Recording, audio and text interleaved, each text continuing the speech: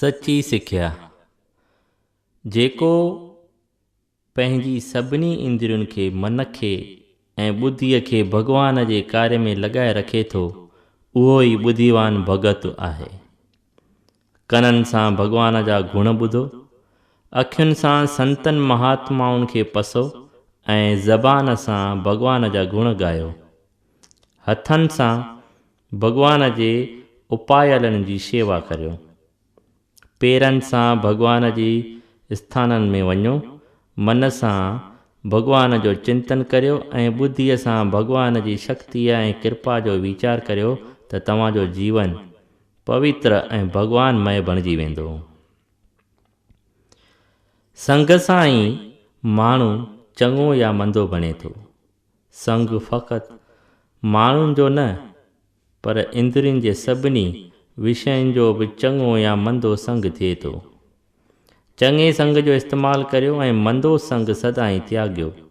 कननि सां बुरी बात न ॿुधो, अखियुनि सां बुरी वस्तु न ॾिसो, ज़बान सां बुरा वचन न चओ, हथनि सां बुरो कमु न करियो, पेरनि सां बुरे पासे न वञो, मन सां बुरा ख़्याल न करियो ऐं ॿुद्धीअ सां बुरा वीचार न करियो त तव्हीं सभिनी बुरायुनि खां पाण ई छुटी वेंदा।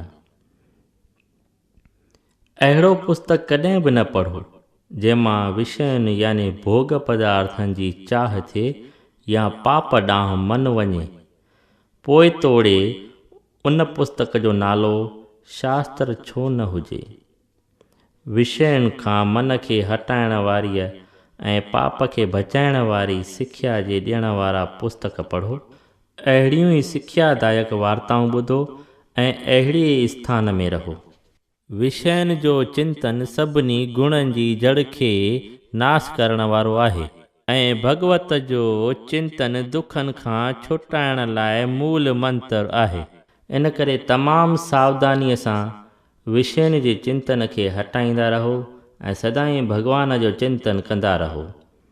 जीअं जीअं विषयनि जो चिंतन घटि थींदो ऐं भॻवान जो चिंतन वधंदो, तीअं तीअं तव्हीं शांती ऐं सुख जे वेझो पहुचंदा वेंदा। विषयनि जो चिंतन सदाचारी मनुष्य खे बि पाप जी खॾ में विझी छॾे थो ऐं भॻवान जो चिंतन तमामु मंदे कर्म वारे मनुष्य खे बि जल्दी साधु ख़्वाह भगत बणाए छॾे थो। ॿ मर्कज़ आहिनि, हिकु दुख जो, ॿियो सुख जो। दुख जे मर्कज़ में वेही चाहे केतिरियूं बि सुख जूं ॻाल्हियूं कंदा त बि सुखी न थी सघंदा। वरी सुख जे मर्कज़ में पहुचण ते दुख ॻोल्हण सां बि कोन लभंदो। विषयनि जो आसरो दुख जो मर्कज़ आहे ऐं भॻवान जो आसरो सुख जो मर्कज़ आहे। भले खणी को केतिरियूं बि वॾियूं वॾियूं ॻाल्हियूं करे, पर जेसीं मंझसि भोगनि जे आसरे मां सुख पाइण जी आशा आहे, तेसीं हू अहिड़ीअ तरह सुखी थी नथो सघे जहिड़ीअ तरह बाहि जे विच में आयल आदमी रुॻो ॻाल्हियुनि सां शीतलता नथो हासिलु करे सघे। इन करे जगत जो आसरो छॾे भॻवान जो आसरो वठो।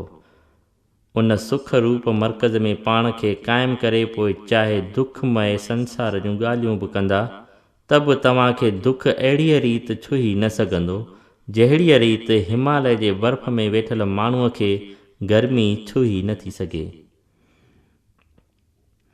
सभ में परमात्मा जो निवास सम्झी सभिनी जो आदर करियो।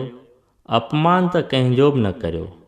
जॾहिं पंहिंजो मान छॾे सभिनी जो सन्मान कंदा ऐं जॾहिं तव्हांजी का बि रवश ॿियनि जी इज़त ते कंहिं बि प्रकार निशान न कंदी, तॾहिं तव्हीं पाण ई सभिनी जा प्यारा बणिजी पवंदा। तव्हांखे सभई दिलि सां चाहींदा ऐं पोइ तव्हीं पंहिंजी इच्छा अनुसार घणीअ ख़ल्क़त खे दुरुस्त राह ते आणे सघंदा। कॾहिं बि ॿिए सां अहिड़ो को बि वर्ताव न करियो जहिड़ो पंहिंजे लाइ ॿियनि वटां तव्हीं नथा चाहियो।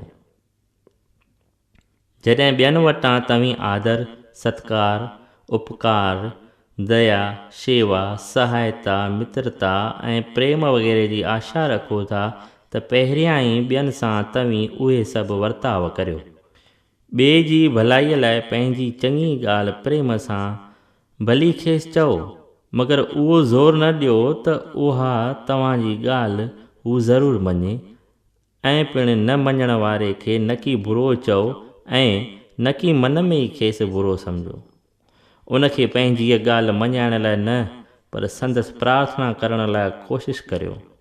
जेकॾहिं पंहिंजी ॻाल्हि या वर्तण में कॾहिं बि भुल नज़र अचे त पंहिंजी घटिताई या बेइज़तीअ जे भउ खां उन ॻाल्हि या वर्तण खे अड़ ज़ोर ॾेई सिद्ध या साबित न करियो, मगर भुल खे हिकदमि स्वीकार करियो।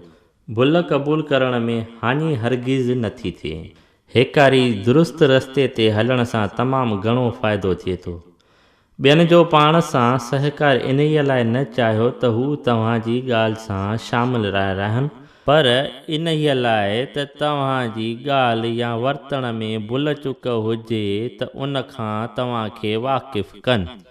इन्हीअ लाइ ई पंहिंजे सहकारियुनि खां राय पुछो ऐं जेकॾहिं उहे का भुल ॿुधाइनि त बुरो न मञी उन ते तव्हीं वीचार करियो ऐं भुल ॿुधाइण वारनि जो उपकार मञो। जेकॾहिं को अहिड़ी भुल ॿुधाए जा हक़ीक़त में तव्हां में हुजे ई न त बि उन जी नियत में शक न आणियो। वरी बि ग़ौर करे पंहिंजे मन में वर्तण जी खोज न करियो। मतां किथे न किथे का ग़लती लिकी छिपी पई हुजे। एतिरे हूंदे बि का ग़लती न मिले ऐं भुल बताइण वारो पाण ग़लति हुजे त बि उन जी किरपा सम्झो, जंहिं तव्हांजे सुधारे लाइ तव्हांखे ग़लती ॿुधाइण जी शेवा स्वीकार कई। जंहिं शेवा में उन पंहिंजो मन ऐं वक़्तु त लॻायो। जेकॾहिं को तव्हांजी राय ते न हले त उनखे बुरो न मञो ऐं न उन लाइ नफ़रत धारियो, बल्कि जेकॾहिं तव्हांजे राय ते न हलण सबबि खेसि को नुक़सान बि थियो हुजे ऐं उन बैदि हुन जो तव्हां सां मुखामेलो थी पवे त खेसि ईअं हरगिज़ न चओ त तव्हांजी राय न मञण करे खेसि इहो फल मिलियो आहे, पर उन सां अॻे प्रेम सां ई मिलो ऐं वरी बि कंहिं मौक़े अचण ते अॻे वांगुरु पंहिंजी नेक सलाह ॾियोसि ऐं नेक रस्ते ते खेसि आणण जी कोशिशि करियो। कंहिं में को गुनाह ॾिसी ईअं निश्चय न करियो त हू ख़राबु आदमी आहे। थी सघे थो त गुनाह ॾिसण में तव्हां ग़लती कई हुजे या कंहिं हालत में अची करे मन जी मुराद खां सवाइ उहो गुनाह थी वियो हुजे। ईअं बि ॼाणो त चङा ऐं मंदा गुण हर कंहिं में थियनि था, तंहिं करे तव्हीं अॻिले जा चङा गुण ॾिसी साणसि प्रेम करियो। सचो पचो गुनाह ॾिसी करे बि कंहिंजो निरादर न करियो, न की उन ते किरोध करे मंझांसि गुनाह कढण जी कोशिशि करियो। कंहिं वक़्तु खणी तव्हांजे निरादर या किरोध करण ते गुनहगार जी ऐबदार वृत्ति दॿिजी बि वेंदी, मगर उन्हीअ रस्ते सां गुनहगार वृत्ति सफ़ा नास न थींदी। हेकारी थी सघे थो त तव्हांजो कयल निरादर या क्रोध उन जे मन में चुभंदो ई रहे, जंहिं करे उन जो मन ॾिंघाईअ में अची गुनाह लाइ पछताव करण बदिरां उटलो तव्हांजे कयल निरादर या क्रोध जो बदिलो वठण जी सोच में लॻो रहे ऐं उन करे मंझसि ॿिया नवां ऐब पिया दाख़िल थियनि। होॾां वरी तव्हीं बि संदसि अवगुणनि वारो वर्ताव ॾिसी वधीक क्रोधी ऐं गुनहगार बणिजी पवंदा। जेकॾहिं कंहिंजा ऐब पाड़ खां वठी कढणा हुजनि त पहिरियां ई अहिड़े माण्हूअ जो मित्र बणिजी शेवा करे संदसि मन में पंहिंजे लाइ कुर्ब ऐं श्रद्धा पैदा कजे ऐं पोइ खेसि सम्झाइणु घुरिजे। ईअं आहे त इन्हीअ रस्ते सां सफलता कुझु देरि सां मिलंदी, पर मिलंदी अवसि ऐं पकीअ तौरु। यादि रखो, सरकार गुनहगार समाज ख़्वाह गुनहगार माण्हुनि खे फ़क़ति सज़ाऊं ॾेई गुनहगारनि जो अदद हेकारी वधायो आहे। जेके पाण ते गुनाह कनि था ऐं तरफ़दारीअ या तासिब जे वस में आहिनि, से जीअं जो तीअं गुनाह खे परूड़े न सघंदा। इन करे खेनि ॿियनि जे गुनाह जे फ़ैसिले करण ऐं सज़ा ॾियण जो को बि हक़ु कोन्हे।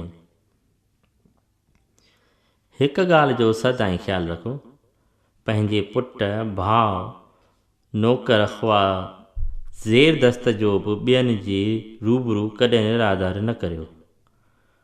को बि आदमी पंहिंजो निरादर सहणु न चाहींदो, निरादर थियल शख़्स खणी चई न बि सघे त बि संदसि दिलि में वॾो दुख थिए थो ऐं मन में निरादर कंदड़ लाइ